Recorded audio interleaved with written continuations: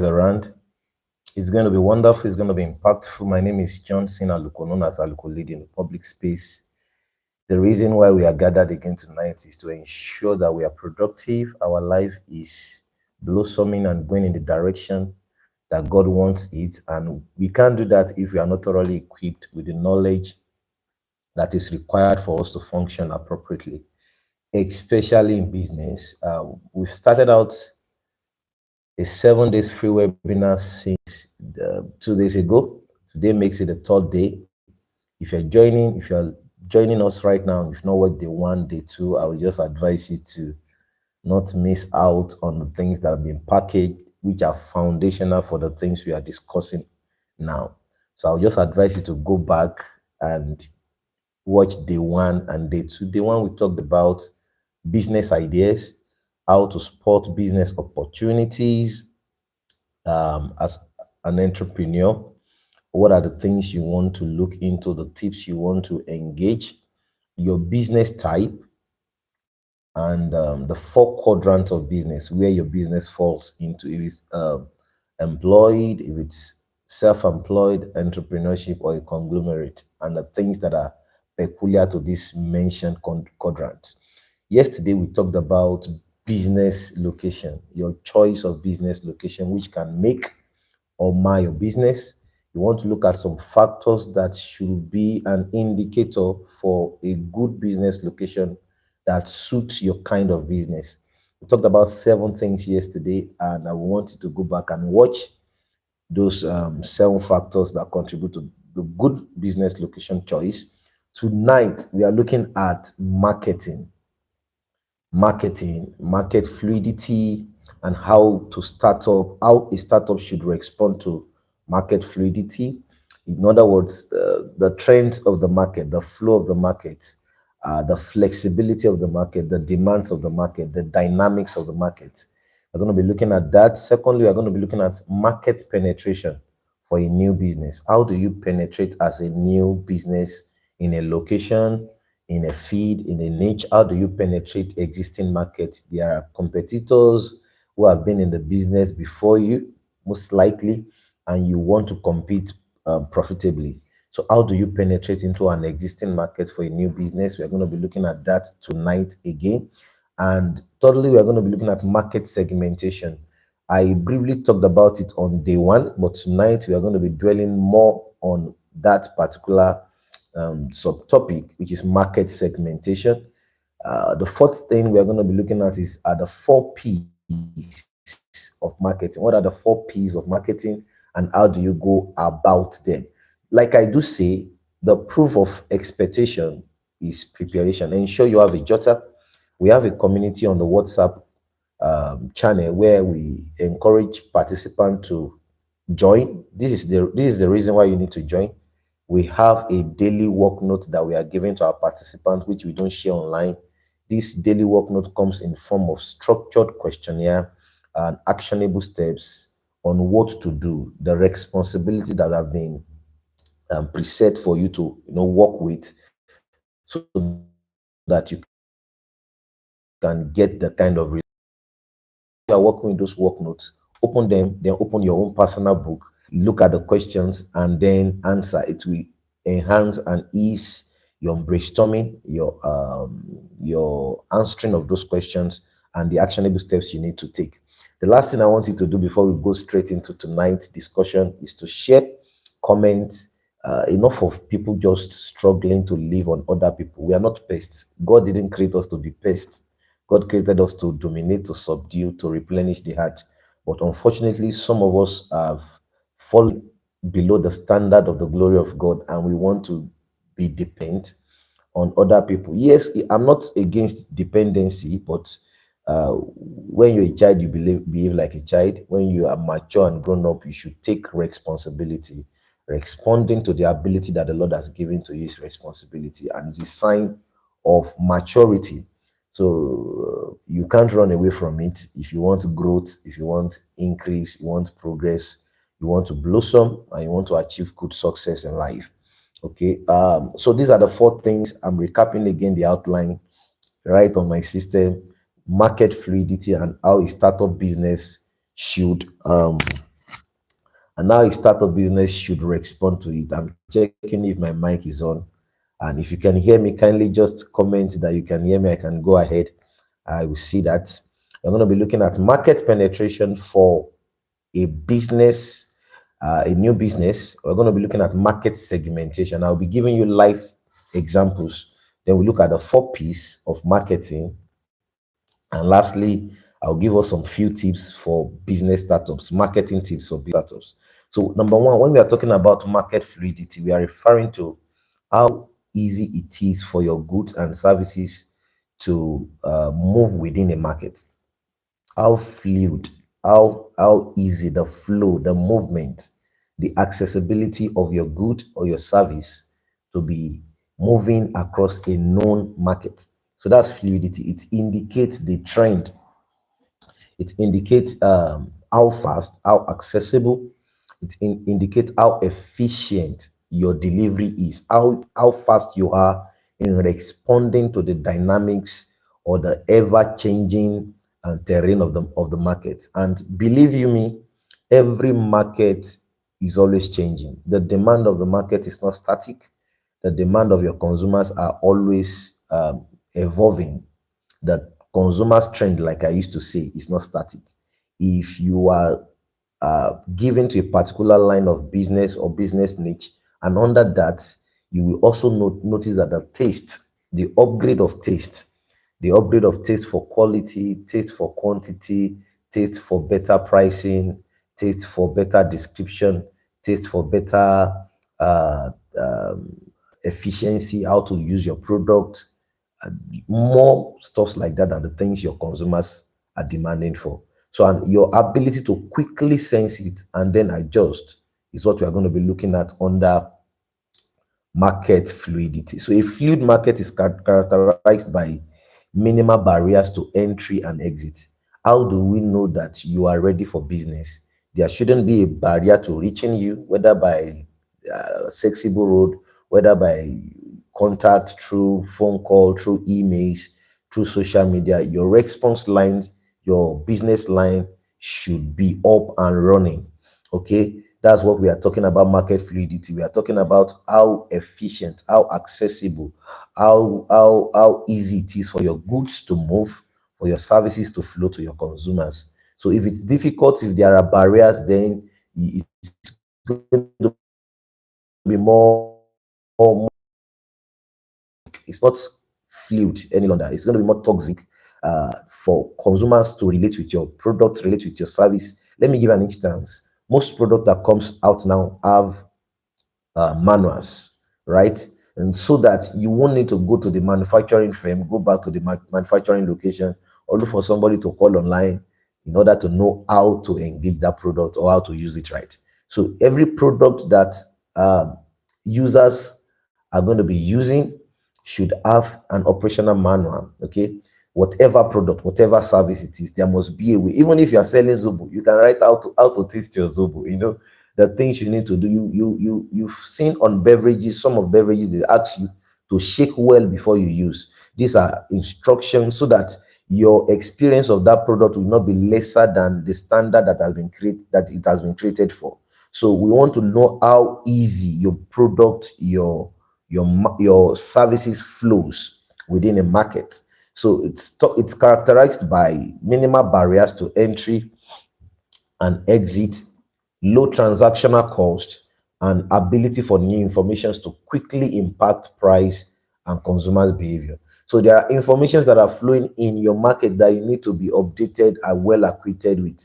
You should have access to. I'm going to give you an example. There was a time I went to town to go and get the TV, and the Igbo man that wanted to sell to me was not too sure of the current market price. So he had to take his phone, call somebody here in Ilorin, was calling someone in Lagos. The person was giving him the current actual landing cost and all of that. Probably the person is the supplier.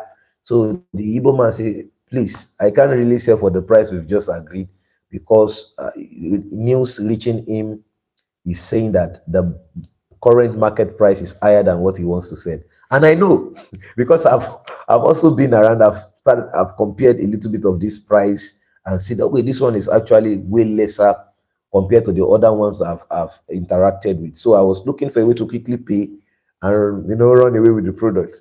But because this guy is conscious of the market fluidity, is conscious of the fact that the market is changing, prices are changing, there are informations that you need to have access to.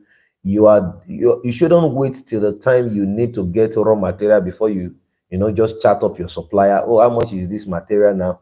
So that you can have your current price set out.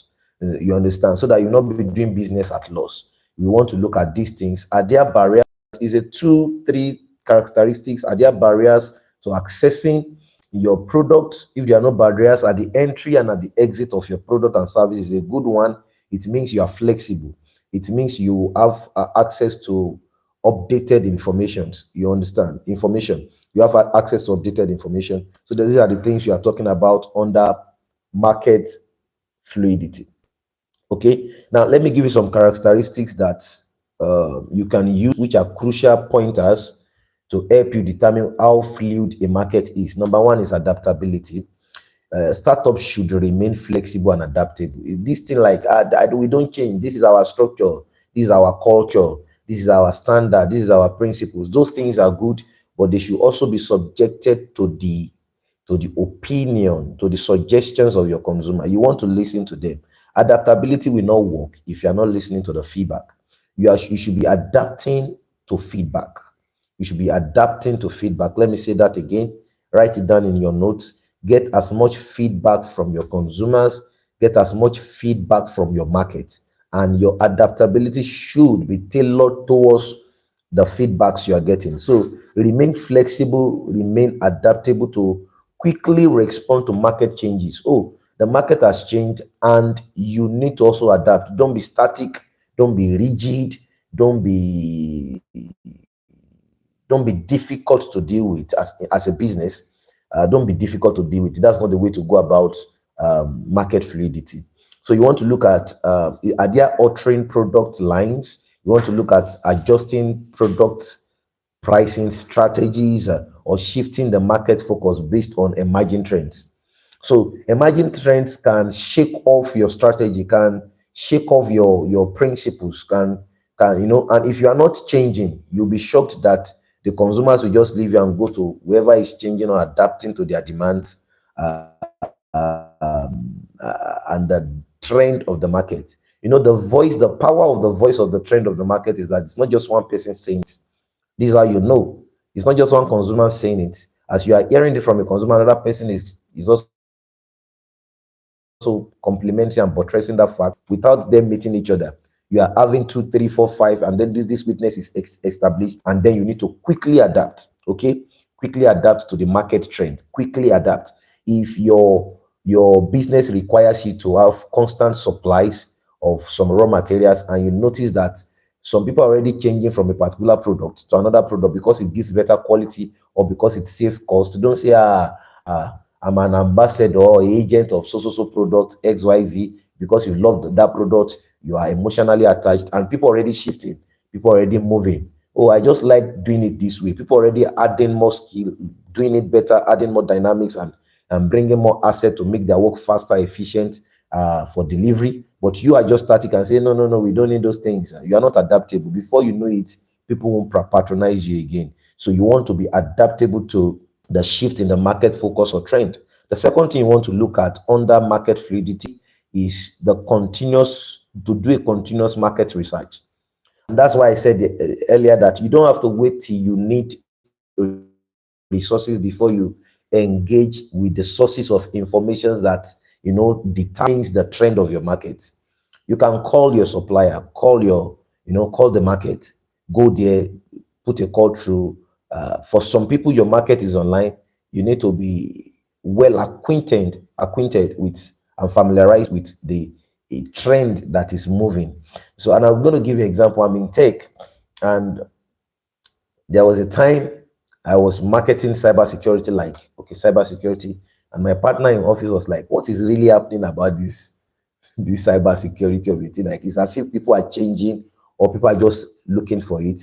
But I laughed, and but if you look online at that time, you will see a huge demand for that particular skill, and the factors that is pointing to why that upsurge of that demand for securities of files, for securities of data online. People are starting to pay more attention to securing their data because of infringement and all of those things. So how quick you are able to get access to those information should even determine what you market. Do you understand? So market fluidity is not static. If you are selling product and you have varieties of those products, you want to know which one is moving at a particular time and why. The why is important. Why are people going for this product? I'm going to give you an example. My wife she's a baker. I think day before yesterday, I was asking you guys to go to Shanana Street on Instagram to check her up. She does wonderfully well. Her products are nice. There was a time in her feed, I was hearing something like Mickey Donut. Everybody was just shouting Mickey Donuts, Mickey Donut, Mickey Donuts. You want to know why they are shouting Mickey Donuts? You want to know what is pouring that interest in the market and if you need to adapt. So you want to do a continuous research so that you make an informed decision, so that your startup should streamline your decision making. When your startup is not having a streamlined decision making, your resources will be wasted on so many things because you don't have enough resources to play around the market terrain. You want to ensure that the decisions you are making with the resources you have at hand is being tailored to the ones you are working with data, working with information. So this is the reason why you need continuous market research. Number three, agility in decision making. You cannot be slow in taking decisions. You cannot withdraw us or lag behind in taking decision because the market is fluid. It will always favor people that are instant on jumping on those trends, jumping on those changes. Not always, but most times I've seen the market playing profitably towards people that are well acquainted with the informations and making decisions based on those informations. So you want your decisions to be swift. You want it to capture new opportunities early before every other people rush into it. And these are also tips on how to penetrate into markets. You want to mitigate against potential risks. There are a lot of risks. The ones, especially the ones you cannot control. There are many risks in businesses that you can't control. If you look at your SWOT analysis, one of the contract of it is the threat, and threat poses a lot of challenge to startup, especially the threats you cannot curtail against, you can mitigate. And I'm going to give you example. If you're in Nigeria where we can't tell how long the power supply will be, especially from my area, I've heard of some states like Oshun, they have good stable power supply, and because of that, some new companies are moving over to that place because of the stable power supply, because their manufacturing firm needs that particular main resources. So you want to ensure that you are swift in decision making. You are conversant, familiar, you are aware of the trend, the informations, and you are swift in decision making. Not just swift, you are also streamlining your decision, ensuring that it does not give room for wastage of resources. So, and we're still going to talk about how to mitigate potential risk in business. You pay attention to the main driver of your business. What is the main component, main input that you know if you don't have this, it will slow down your business. You want to look at the risks that are attached to that particular thing. Do you have alternative? You see some people having backup plans, backup generator, inverters, and all of those things, just because they want to mitigate against unforeseen threats or risk. The other risks, hazardous risks, machinery risks. I've been to some where I've seen people who operate these machines. Some of their fingers have been chopped off because of their closeness, their proximity to the machines. There are risks that are involved that you need to calculate and see if the profits that you are having can help you or give you joy, give you fulfillment in what you're doing. So that's the third thing you want to look at under market fluidity. The reason why you are studying market fluidity is to ensure that you are taking informed decisions, streamlined decisions for to aid your business startup. Okay. The fourth thing you want to look at is leveraging on technology, and you will believe this when I say it, that in this age and time, If you are doing business and you are not engaging any technological tools to amplify what you are doing, you are behind the world. You are not working with the pace, the speed at which the world is moving. We're in a technological era and things are moving at the speed of light. People are online, and you need to engage uh, technology, leverage on technology, utilize technology to track market trend. I was somewhere some few weeks ago, and I was discussing with a brother, and he was sharing with me how he gave a business idea to a young lad, and the young lad stays even in his own house. And for a couple of months after giving that idea, she noticed that the lady just came to him and was thanking him for sharing the idea, telling him she has just reached her first 1 million naira in sales. And he was shocked that, me giving you the idea, I've not even worked getting those things out. But he now noticed that the lady was committed to taking responsibility and leveraging on technology. He was emphasizing something that most times she just see the lady on phone, and she used to ask her, is this phone not taking too much of your time and attention? And the lady had to respond, this is my office. This phone is my office. This phone is my office. I don't have any office. I'm working remotely. She sells wig. That's the business she does. So she needed to do content. She needed to reach out to supplier. She was literally moving value, connecting value from wholesale. It was just doing trade, and where people want it, which we do content on all social media platform, and people are getting to see him. Is, social media platform as one of the tools that technology brings to this age is towards the advantage of visibility. You people have a lot of skills. I've seen people have a lot of values, but they don't know how to sell themselves, and most likely because they are not well acquainted. They have not familiarized themselves with the usage of technology, or on how to position themselves in the market, leveraging on technology. So you want to optimize your operation by leveraging on technology. It's not everything you do manually. There are things that can be automated using technology, and that will be your choice of technology will be determined by your kind of business, the peculiarities of your business. So I won't talk much on that. But venture some other days we will look at different business niche, different business categories, and we look at suitable technologies that can drive sales in that line. And as I'm saying, and as I've been saying before, please ensure you're part of the community. Share these videos with many people that you think will benefit from it. Don't take it lightly, especially if you're close to me.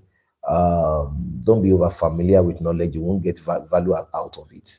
Okay, you take it seriously. Have a pen, have a book, pen these things down, write them down, work with them. You understand? Work with them. On the community, today's work note will be released, and I want you to work with that work note. It's going to give you actionable steps, give you structured questionnaires to guide your writings on what to do and what not to do, things to avoid and things not to avoid.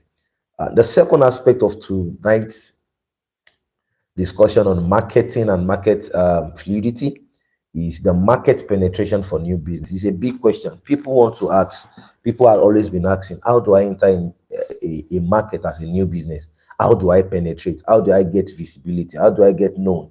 How do I make sales? How do I make progress? So we're going to be looking at market penetration, especially for a new business. So this means that it's a strategy for gaining new heights or higher market share. Now, your market has a gap. Your market has a cap. Your operation is within the gap of your market. Market gap is the unserved, unpenetrated, below served needs of consumers, of your final customers.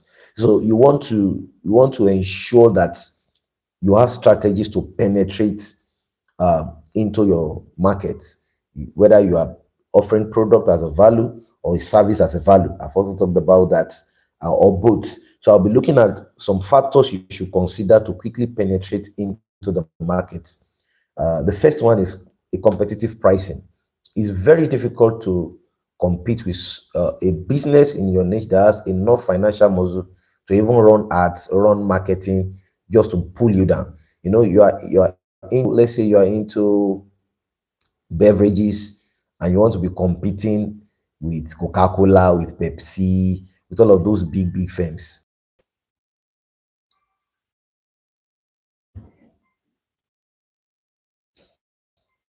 That's my phone. I think a call is about to come in. Don't worry.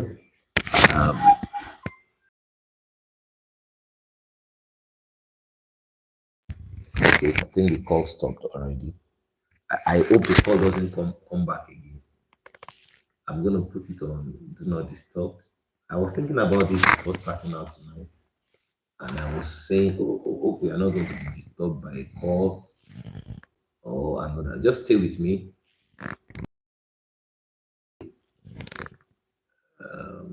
I'm turning it on now. Good. So we are looking at market penetration. Okay. So I think I'm back now. I'm back now. So we are looking at market penetration, and the first thing I'm talking about under market penetration strategy is your competitive price. You don't want to go head to head with someone that has higher financial muscle, that they can drop down their price just to take you out of the market. You don't want to do. You don't want to compete at their price and say, they are selling it for 20 naira, let me to sell for 20 naira. You may not make profits. You may not penetrate the market. So when we talk about competitive pricing, we are not necessarily talking about reducing your price. Do you understand what I'm saying? We are talking about a price that is set on your value as a commensurate word for the value you are delivering, on your product or service as a commensurate word for delivering your value and your services. So look at what attract customers. If you are doing market segmentation, I've seen customers that if your price are cheap, they want to say you are your probably your product is not quality standard, it's not the best. So they are looking for something expensive. So you want to know who you are selling to. If you are selling to that kind of market um, category, consumers category, you will definitely not want to sell below, because they will always interpret it to mean lesser quality. I've seen it a lot. In fact, it's a strategy we use in our company that we just inflate price. We just increase price. And when people ask us, we ask them, are things not increasing?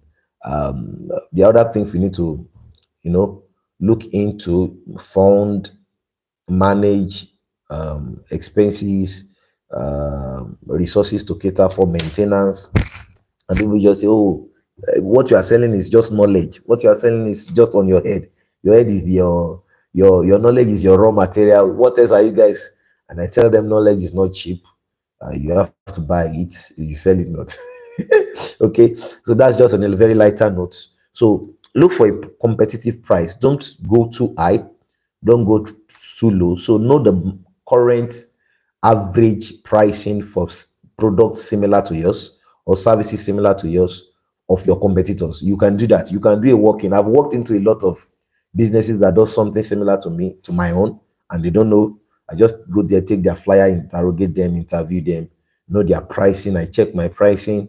I check the environment. I observe some other things and stuffs like that. So the second thing you want to do for market penetration is marketing and promotion. Now,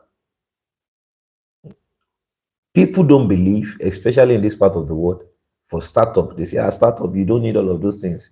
Don't spend money on marketing, or don't spend money on advertisement. Don't do that. Don't advertise your product. I used to tell them, you're just lying.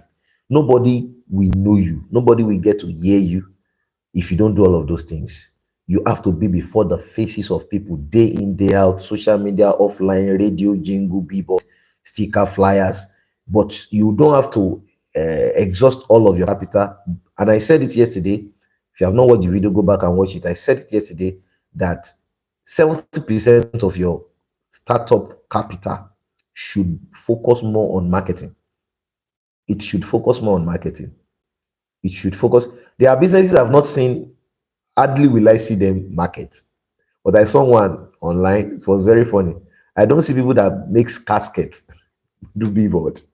I don't see them on radio. I don't hear them on radio. I don't hear their jingle. I don't see their flyers. because what they are selling is not joyful, it's not joy filled, it's not joyous, it's not happiness, it's sadness, it's sorrow, it's mourning. Nobody wants to go and buy casket. But I saw one, I saw a billboard saying, don't slow down. No, a very highway say don't slow down. We sell casket. Very funny one. When we saw it, the driver had to slow down. Of course, it's helping the driver to live long by not running into accident, unwanted accident. But at the long run, what I'm saying is that you don't, I won't be able to remember that if that thing is not laid before my bare eyes. So you want to be before the faces of people and the right people. So if your target audience are students, let your marketing focus on students. If your target audience are, what I mean target audience, your product, who they cater for. If it caters for teenagers, look for where teenagers are in their crowd, in their numbers. If it is school, go there. If it is a party, go there and market to them. And I was jokingly saying that yesterday that people that play drums at festive season, Owambe, all those Baba Glagba, all those Edalima, they know that Saturdays are their business day. And they are always, how they get to know where event occurs, it still baffles me to today. But if you think about it, most event centers are always booked on Saturday. So they most likely will go to the most known, most renowned event center in town and looking for an event going on so that they can play their talking drum and get some funds. So you want to market before the face of people. What are you doing? Where are the people that want to buy it? Where are they passing? There are some things that I have not seen people market. I've not seen people market roasted corn. It's always by the roadside, and that's why their priced values are low. Yeah, if you are marketing your product and value, then you think about branding, you think about packaging, you think about quality, you think about presentation, you think about emotional selling. There's emotional selling, you can sell emotion, and so many other things. You think about all of those things, so because you know you are marketing your product. Excuse me, your standards then will be considered.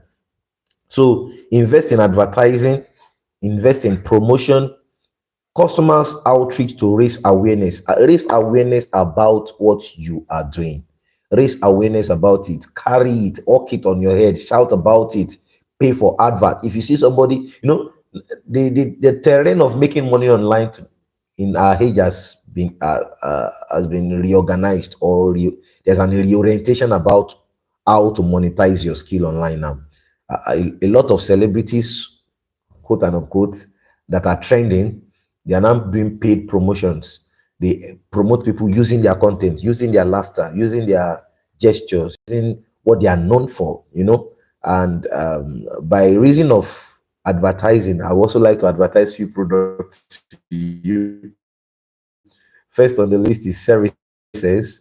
Services Training Institute is to ensuring that you are well equipped in acquiring the tech skills that are of high demand in the global market. It will not just give you the understanding practical, they will also give you skill monetization, they will give you mentorship, they will give you internship, they will ensure you are not just acquiring the skill, you're also monetizing it. So if you want to learn any tech skill, especially in Nigeria, they are located in Ilorin. They have hostel accommodation from far and close. You can always come and join Solutions Training Institute. So you want to talk about it, don't be afraid about it. Talk about your business, tell people about it. Look for opportunities where that business can be showcased. People go for trade fair, people go do flyers, people do billboards, people spend money on campaigns, social media ads, and a lot just generate leads and then convert sales. And that is how to go about it. If you're not talking about it, nobody's hearing about it. So you want to invest in and promotion. The third thing under that, you want to also look into product improvement. Always look into product improvement or service improvement. Always evaluate the perception of your consumers, the perception of your audience. Ask them for review, and genuine review, not the one that are coerced to giving you a good accolade and all of that. You don't need all of those things. You need more of their bad feedbacks than their good feedbacks to know where you are doing bad, and you can adjust, you can adapt, you can get better. So improve on your product, improve on your service, look at the areas you're lacking, throw out questions to your consumers. So far relating with our business, so far relating with our product, what are the areas you think we are doing better? What are the areas you think we can improve on? They're going to tell you because they are the direct person experiencing firsthand your product. So you want they will tell you that avoid these kind of criticisms will never improve. I see criticism as a way of a pointer to what should be improved upon. So always be open for criticisms, always be open, always be ready. Let them criticize you. I mean positive criticism, not the one that just want to pull you down and mess you up. That's not the one I'm talking about. The next one you want to look at is expanding distributions channels. You want to channel. Hey, startup, one of the deception of, oh, let me just cater to my neighboring environment. Let me just cater to my street. You see a kiosk for years, it's still selling to that street. Yeah, your initial target audience can be the street. Your initial target audience can be that street for a kiosk. Do you understand? But you should have a long-term plan of expansion, a long-term plan of expanding your distribution channel. If you are covering Lagos, let's say you're in transportation business and you are doing interstate, you are doing from your state to another, you should have a plan to cover more states over the years. You understand? And your marketing strategy should bring you closer to the actualization of that goal. That's what I am saying. Okay. Okay. So the last one under market penetration tonight is customer um customer engagement. Okay, customer, somebody just chatting me up. I need to quickly respond to that. Customer engagement. Do not be shy in engaging your customers in meaningful conversations. Engage them. One of the selling strategy that I've been using for, if you come to me, is ability to convince you before you even make a sale. I will talk about the product. I will tell you what you should expect. I will tell you what you should prepare for. I will tell you how the product can be of benefit and value to you. I will tell you the long-term benefit, the long-term value, the long-term profit. I will tell you why you should choose the product and why I won't compare the product with so many other products, but I will paint the product good to you.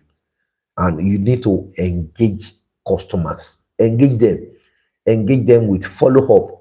Most people are poor in following up. You have a lot of leads, people have been chatting you, how far, you are tired of responding, especially for a startup. You are the HR, you are the sales person, you are the admin, you are the CEO, you are the CEO, you are everything when you are starting out, before you start delegating roles and responsibilities to this office in form of equipped persons to help you undo them. Excuse me. So you want to engage, build a strong relationship, build a strong. I've seen a lot of our customers come to buy and buy again. Even to today, a student came into to school to come and register for his fourth course. Fourth course. So that's a repeated buyer. There is a reason why the student is coming back. You want to know. You want to solidify your relationship beyond the scope of. Now, this is where we get it wrong. Most times we limit our relationship with our customers to what our service can deliver, what our product can give. We don't want to go outside of that scope. We don't want to advise. We don't want to be in their personal affairs, which I don't really like to. But once you see a customer coming closer to open up on their need concerning an area they know you might have light or guidance, which necessarily may not be your product or service, don't hold back. Eh, do not hold back. Do not. I've recommended, I've linked, I've connected many people to another business because I don't do that business. But they have trusted me enough to know that whoever I recommend or I bring on board, they are well equipped, they are professional, and I won't recommend nonsense. You understand? So I shouldn't say, why are you coming to me? Why are you disturbing me with this need, which is, and it's not my feed and all that. Don't do that. Build a strong. You know why? It's a way of cross-selling. The time where your own recommendation is coming, they won't hold back to. They know that you are giving liberally and willingly. It's a way to build customers engagement. Okay, continuously engage for you to receive a repeated sale from them. Connection, recommendation, networking, and all of that. Then the third thing we are looking at tonight is market segmentation. Excuse me. So, what is market segmentation? It's a process of dividing broad consumer or business markets into subgroups or consumers. I'll give you an example. When I was in the poultry business, I was like I used to say, I like sharing this a lot and listen. It's going to help you understand what market segmentation means. I used to raise birds, chicken, broiler, then that's the breed I raise. And during festive season, I will wait for the Salah period, I will wait for Easter period, I will wait for Christmas period, and any other festive season in town to sell. And at most, I will raise 50 birds. If I'm able to make sales, I'll sell 40. The remaining 10 is either dash or I eat at home. Do you understand? Especially once I break even. Break even point is where the money of production, the money of production of operation is equal to the money that you've received on sales. So it's a point whereby there's no profit, there's no loss. And that is the beginning of business. That is not the end of business, but that's the beginning of business. The reason why we're having this conversation is to know how to get yourself from where you are to that point whereby what flows in is what's coming back, but then moving ahead. Okay, so in market segmentation, I just sat down a day and I was praying. My spirit, Holy Spirit just gave me an insight. Pick this book, read. I have some of my books in my library. Pick this book, read. Check this online, gather some information, and I read about market segmentation. It wowed me a lot. And the step is actually simple. It's to uh, the step is to was just asking me questions. Who are the people buying from you? He said I should list it. So I started listing. He was giving me examples. So people that are buying my product are restaurants, eateries, frozen stores, hotels. So I was listing them. The next question is how many of these businesses are in your location, in your vicinity, closer to you? Start listing them. So I moved into town. I was listing how many, Lauren? And you can confirm this from any of these names I'm calling. Ya Yusuf, Item 7, Ephonix Hotel, Quara Hotel, when Quara Hotel was functioning, Candidate Hotel. There's one frozen store at Basin Road. I can't remember their name. I was just collecting numbers. Sutoria, Rockfeed, so many places. I was just moving around, getting numbers. So after getting numbers, I started reaching out to them. The action step in that note, which I'm also going to give to you, is to start reaching out to them with our business card and with a sample. So we reach out to them with a business card and with a sample. Though I later regretted reaching out to some with a sample because it's as if it's their strategy to just collect sample and eat and forget you. You understand? But it paid off for other ones that later called me. I was able to start selling to Item 7 daily, start selling to Ya Yusuf. The Ya Yusuf told me, we have people, she used to speak Yoruba. Oh man, Adeline, don't in the work note that I was working with, it says once they reject you, just give them your business card and tell them anytime that person that is supplying them mess up or does not show up, that you will be ready to show up. And I just received call, not immediately, anyway, I think a month after, and I was doing follow-up. Hello, ma, I'll just send message, I will call, hope how is business and all that money around late. I'm calling to remind you of my business, blah, blah, blah. T and K, I have the contact, I can show you their manager. I was supplying eggs, supplying beds. I noticed it got to a point I was making the sales I would make at festive season, I was making it in a day. Yeah, that festive season, that time, I would make maybe 80,000, 100,000. And then I started noticing if I supply to Item 7 once a day, I will make up to that. Okay. Though I was even struggling with business, there are threats, there will be no light, there will be no fuel. You have to be trusting that your freezer does not defrost and all of those things. But these are the way to segment your market. The questions you want to ask is, who are the people that are going to buy my products? Where are they? How many of them are in town? List them, reach out to them. So you can segment by demographic, you can segment by by age, you can segment by region, by needs. You can even segment by so many things. So I'm going to be showing you how to segment. The first main type of market segmentation is demographic segmentation. Okay, you want to divide the market based on age, gender, income, education, and occupation. If you are selling to a particular occupation, okay, we are back. We are back. So I'm talking about demographic segmentation. You can look into occupation, income group, education, gender, and age. So if you are focusing on age group, you want to know who are going to be buying for them, who has the purchasing power. That's what I mean. Let me give you an example. If you are selling shoes that is for the age range of lads, children, zero upward to talk about the demographic. I've talked about the geographic segmentation. Currently, I'm talking about coming. Let me adjust this a little. Yeah, yeah, yeah. Good, good. I'm talking currently about psychographic segmentation. Now, this segmentation is important because it's based on lifestyle, values, personality, and interest. If you want to sell to the richest of the people that, let's say, their interest is in golf, take for instance, golf, and you will not be able to see them one on one except at where they will relax, then you want to segment them. If you sell products for golf users, you want to be closer to golf market. Okay, you want to segment them based on personality, lifestyle, and interest, what they are interested in.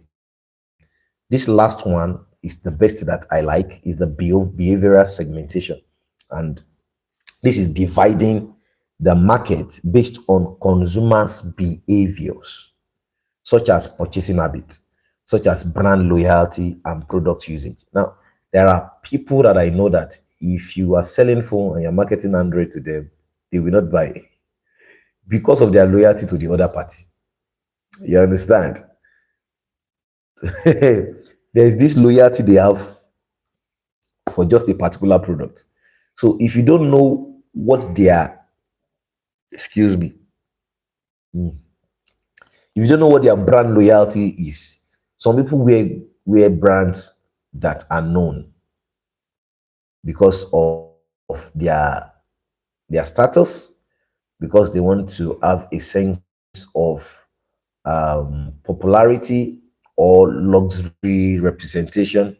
So they want all of those things. So if you are selling anything that is not known, that's not branded, they won't buy. You need to know. I need to put them into segmentation. These are the set of people that I know they will not buy unbranded stuff, even if you are selling it. And if you are selling a brand they don't like, they won't also buy.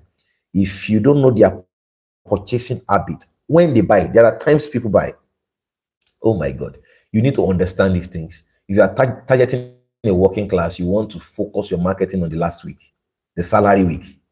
You will focus every market. If you do the mistake of marketing on a week after the second week of the month, the last week and the first week, that is the best marketing time to reach out the salary earner.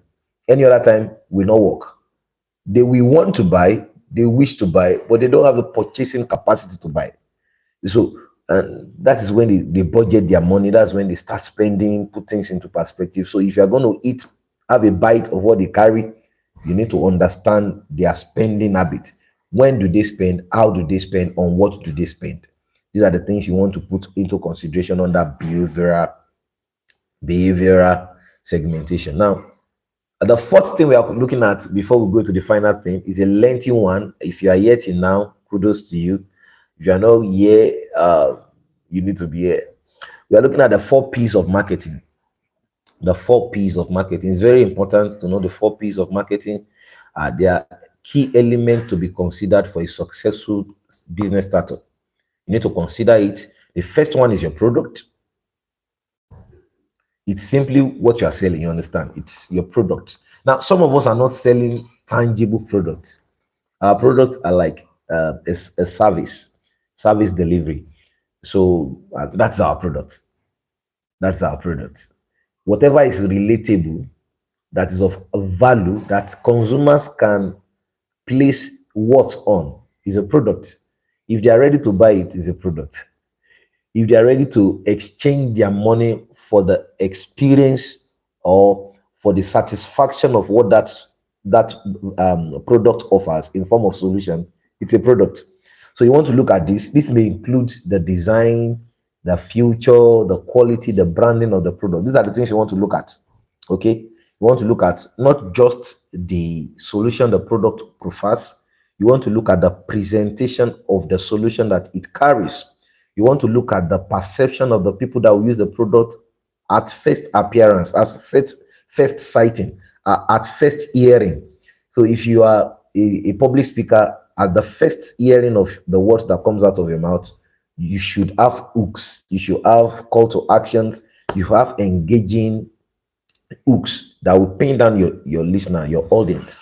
So whatever you are selling, you want to look at the product beyond just the solution it carries, but how the solution is being profiled, how it's being perceived or seen or cited or or described. These are the things you want to look at. Then this will help you improve on the features you should bring on board or how your branding should represent your product. Number two is price. That's the second P. We've talked about it the other time about competitive price for market penetration. Again, we are talking about price. It reflects the value of your product. You know, especially for a product that have not been used or a product that have even been used, but you need a new one, probably a new model or a new version, and you hear a higher price. What comes to mind is, why is it high? What can it solve that is they are placing a higher price on it? So a higher price to some extent also tells or shows that is a premium product, is a premium service. It has a lot. It's not just you place a higher price on stuff and there is no equivalent or commensurate value to juxtapose the price you placed on that. Okay, you want to look at competitive price, market demand, cost of production, underpricing. You want to look at your pricing strategy. And I'm rushing. You want to look at your skimming and your premium pricing. You can have a categories of pricing. Okay, pricing that suits this class or this segment of my market. The pricing of my product that suits this segment of my market. If you go to a normal market, they call it a lady, they will lay kale. You know, they will put it in different categories, different sizes, and of course, different measurement and price. So if you can't buy it as a bag, you can buy it half, you can buy quarter, you can buy this, you can buy this, and it comes with different packages and all of that. So you want to look at those things. Don't say, oh, my product is not divisible. Look for a way to divide your product into smaller obtainable price for your consumers. Put them into smaller measurable price for your. Don't just say, okay, you have to buy everything at a whole. There's a way you can say everything at a whole, but not at once. Do you understand? You can still be able to save even much more than the price you placed on the whole. Let me give you an instance. Bag of rice is 80,000. Normally, the half bag should be around 40,000. But because you want to buy half bag, because you don't have enough money to buy the full bag, you'll be hearing half bag as 41, 42 or 41, 500. And you have to come with your sack to get it. So if you're buying quarter of that again, the prices will be high, a little bit higher than you buying it as a whole. So at times there's a gain in dividing your value into measurable, divisible, measurable quota category and place a price on it so that you can reach every market. Not everyone will have the purchasing power to buy the whole value at once. So we have something like subscription. If you look at subscription on some platform websites, they will tell you the obtainable features, the functions based on that subscription price. Okay. And they will tell you, okay, if you go for this, you have access to 2, 3, 4 things. If you go for this, you have access to 10 things. If you go for this, you have access to 15. Now, if you go for course, let's know what you want, and then we will serve you. You can even see them putting a promotional price to encourage your buying. They say, okay, if you are buying for a whole month, a whole year, instead of you paying 30 naira per month for 12 months, that's 120 naira. If you are paying a whole year straight now, we are going to give you 20 naira of that purchase. So these are these are the things you want to look at: market penetration, under pricing, and under the 4 P's of marketing. The third P is place. Yesterday we discussed about business location. If you not watch it, go back and watch. This refers to where and how your product is sold and delivered to customers. It involves choosing the right distribution channel, whether online, in store, or through third-party distributors. I have some students I'm taking on drop shipping, and you have to look at some third-party distribution. My students are targeting USC, they are in Nigeria. They have a platform where they get the product, they list it on another platform, they get a third party for the delivery and all that, and they get paid for doing that. So you want to look at place. Third is your business in need of a third party distribution? Does it need in-store, a walk-in store, or an online store? Whichever one works, but you have to know which works for your business. Okay. The last thing you want to look at is promotion. I've mentioned it and I'll mention it again. Promotion encompasses all of your way of communicating the value your product or service entails. So it's beyond just billboard, just beyond a flyer. It's communicating brand, it's communicating a voice, it's communicating a culture, communicating what you stand for, so that your audience get to know what you stand for, and then it meets the market need. Okay, you want to look at your target audience under that to know what best suits them when it comes to promotion. You want to look at advertisement, public relations like newspaper, radio, jingle, interview. You want to look at sales, promotion, and social media marketing. Very important, leveraging on technology, social media marketing. So the last thing they're looking at before we wrap up this third day of the 7 days free webinar on business startup, especially for SMEs, small, medium, and enterprises, particularly in Nigeria, is the marketing tips for business startup. I've just rushed through it. Your work note on the community will help guide you on what to do and give you actionable steps. So ensure you're part of the community, ensure you're sharing the video as well to other social media platforms, so that people that need this will benefit from it. One, know your target you want to serve. You can't serve. Look at how your product and service can solve their problem. Your product and service is in the market to solve people's problem, not your own problem. Whatever you are doing is solving another person's problem, solving a market gap, covering that gap. So you want to know their problem, you want to know how they want it satisfied, how they want it met. So these are the things you will package into the delivery of your value. Number two, build a strong online presence, especially in this age. You can't do business without having online presence. Have a Google business, have social media accounts, do social media marketing, do content business, use hashtags that are related to your business, tag necessary people that you know that they will want your product. Number three is that you leverage on content marketing. You cannot but do content for your service, for your product. Do content, get people's attraction, get people's attention, attract people's attention, ensure you are before their face by creating content. Do videos of your product, do videos of pictures of your product, talk about it, give tips about it, make funny content about it, make educational content about it, then direct them through a call to action to your business for sales. So you want to leverage on content, create valuable content that educates, informs, engages audience. This will help build trust and distribution, build trust and and position your brand as an authority in your industry. So people don't know that what buyers or what consumers buy rather is trust. And what are the things that they will see before that trust is being solidified? They want to see whether you have a store. They want to see how far you've been doing what you are doing. So want to see track record of success. And those are the things your content will do. It's not just one day content. Keep at it. Keep dropping back to back online, daily, talking about your product, talking about your services. If there are any new features, enlighten your audience on how to use them. Talk about it. So you have to leverage on content marketing. So when they see that track record of success, of work, of progress, they can say, oh, you've been around for a long time. In fact, some people get skeptical when you you stop pushing content. They just check the last time you post is 2019.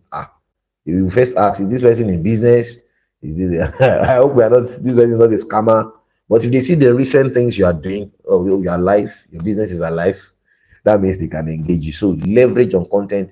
Ensure you are looking for hooks in your content. People are strolling, moving on the internet. They want something that will first hook them before they hear it. So look into researching into hooks. There are a lot of hooks online. You hear people playing with music, playing with beats, ensuring a video comes ahead before your own information comes in a very stylish and funny manner. In fact, I'm seeing some people now using, they can have a video cover of a known figure in front of their video. So when you are about to play that video, you see, maybe you see Bill Gates, you see Donald Trump, you see that is related to what you want to sell anyway.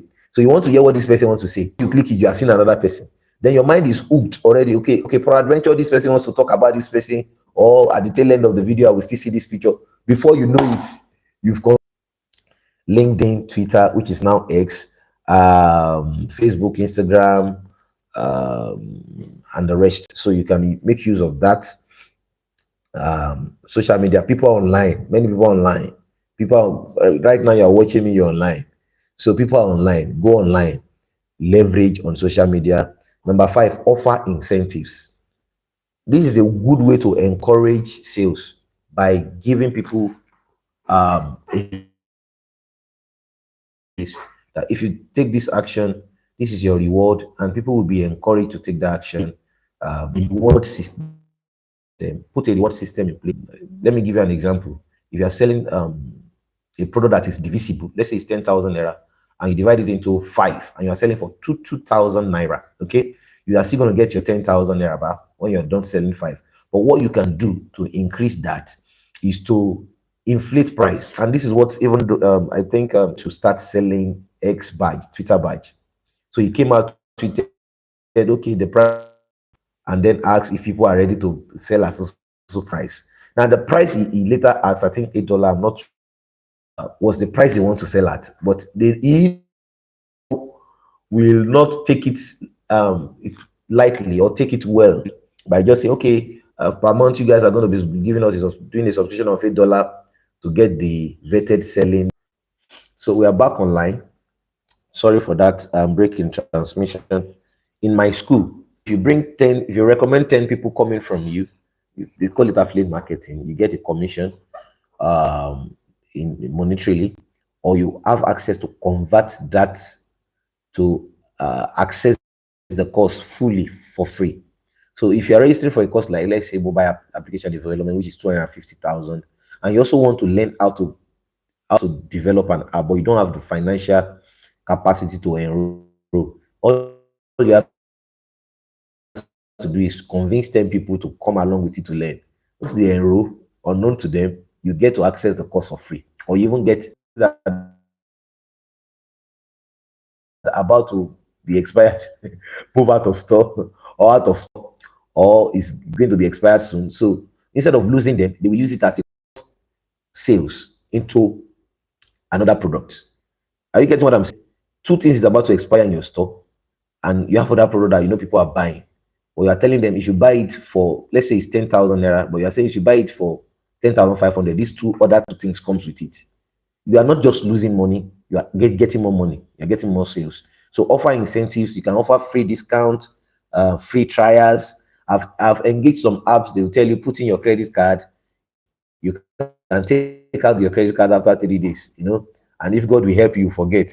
After that 3 days, they will they will deduct their annual or monthly subscription from your account. So, but there are ways, these are ways to market and get people to encourage people to buy from you. If you are buying this, I'm going to give you what's it called? Let me say free maintenance.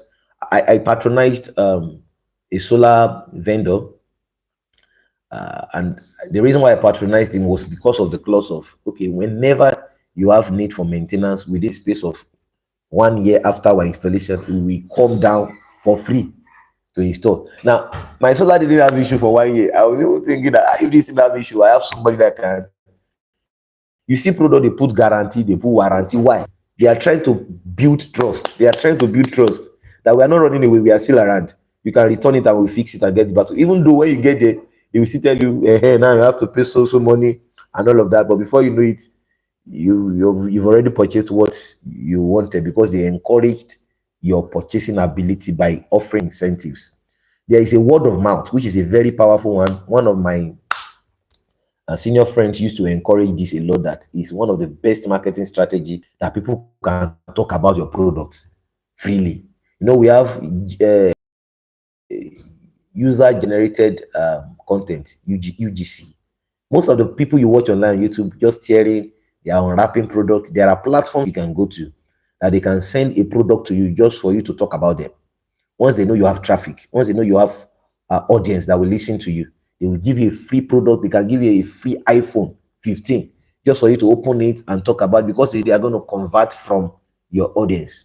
They call them user generated content. But what I'm trying to say is that there are many ways to offer incentives, and secure very serious. It's unpaid promotion. People just, for a reason, probably your quality, your mode of presentation experience, your value presentation, um they just, unknown to them, recommend, unknown to them, share, unknown to them, talk about your product. And also because they've seen your product, they are familiar with your product over time, they just share it. So word of mouth is good. I recommend it, but don't coerce people into um helping you to recommend product. It's not really. I'm back online. I'm back online. The network is so frustrating, but you just have to do this. We are compelled by the love of Christ not to hold back and do this. So I have two more under the tips I want to give to you. The second to the last is networking. Networking. I'm telling you, this is a very strong strategy to upsell and to increase sales. Most at times, I've seen people, you know, write proposals, take it to offices just to secure employment. At the end of the day, you are better than the person they employed. But when you go and look into what secure that job for the person, it's network. I'm telling you, is him writing a proposal is just a formality. You know, I don't know whether you agree with this perspective. I've seen it work several times, and instead of you just writing proposal, um, have an inside man, like my guy used to say. Anytime we are doing marketing, we ask you, who is your inside man? Who do you know there? Who is helping you? Who is doing the work below? I'm not talking down on the grace of God, the favor of God to distinguish you, but most times the business requires you to know how to play the politics that comes with it. Comes with it. Now you want to penetrate a market, and you know there are people of influence you can reach behind the proposal. Reach them, engage them, secure their yes, their support. Do that. You have 10 people you want to go and propose to, and you are able to secure 6 people. You don't need to. That's the way politics work. So we will have. So don't downplay on network. And how do you go about network? Number one, start with your own contacts. The people on your phone, reach out to them, send your links, send your product, call them, message them, chat up. Just build the relationship. Let them know what you are doing, and let them see you do that over and over and over and over. When opportunities come, you'll be the first person that comes to mind. That's the way it works. So even if you are going to bring a proposal to solidify, it's just going to be a formality.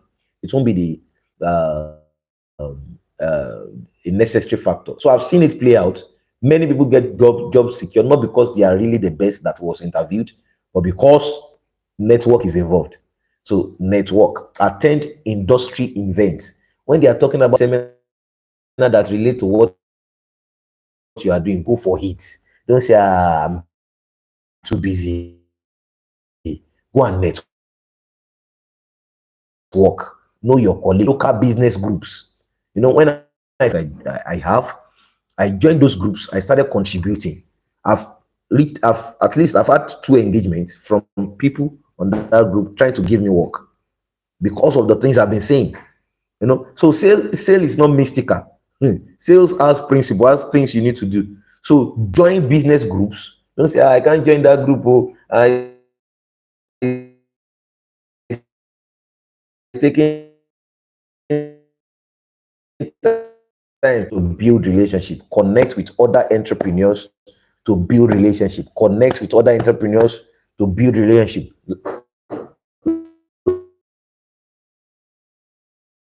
Lastly, find or collaborate who are legal practitioners to help us, navigate this terrain on how to structure our business, the legal aspect of our business, so that our business can be a proper entity, and run the way it ought to run. Collaborate, partner with people, you know, secure those opportunities that can flow from them to you by your partnership with them. That's the way it works. So network. Lastly, never conclude your strategy the best. Always monitor it and always adjust when necessary. Never say my strategy is the best. Never say the strategy that works in 2020 will work in 2024. The business terrain is not like that. I've come to learn always and always that things evolve and change. So what you know yesterday and may not hold you today. You have to know more. You have to learn up. You have to wake up. And these are the things you want to pay attention to. So continuously track the performance of your marketing efforts, a journey to finding what will not work and what will work and what is not working in your business. The earlier we draw from it. Are you getting what I'm saying? Whatever is working as for you as a startup is what you should emphasize on. Startup is a journey to finding what works and what does not work. If you see that one of your strategy working, revisit it, re-emphasize it, re-engage it, keep using it. And if you see a strategy is not working, don't waste resources and time on it. Revisit it, readjust, check it, review it, all offline. I'm back. When we started out our business, we went on air to do radio jingle. And but later we noticed that for us to be on the radio, you have to be always, not just you do announcement today and you leave that strategy. We knew that strategy will not work for us. But if you have grown enough to have a dedicated part of your body to that, to consistently build your awareness online through that platform, then it's good. So startup is a strategy. No, startup is a journey to discovering what works and what does not work. If it's a strategy is not working for, so we are rounding up, we are rounding up, we are rounding up, we are rounding up tonight. We are rounding up. The last point I've just raised is that never conclude that your strategy is the best. See you tomorrow. Do where to share, do where to drop your question, be on the community, work with the work notes, and remain blessed. Father, in the name of Jesus, we thank you for the opportunity given to us tonight to share this insight. We pray that the hearts of listeners is open to receive them and work with them in the name of